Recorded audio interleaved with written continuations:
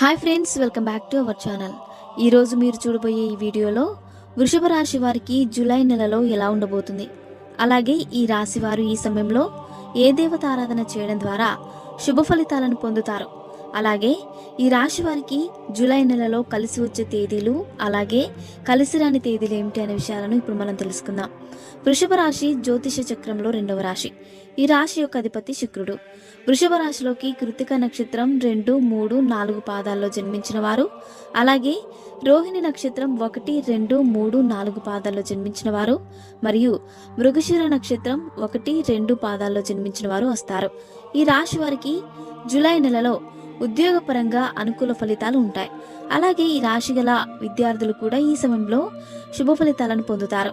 అలాగే ఈ రాశి గల వ్యాపారస్తులకి కూడా ఈ నెలలో వారు చేసే వ్యాపారంలో అధిక లాభాలను పొందుతారు. అలాగే ఈ రాశి వారికి ఎప్పటి నుంచో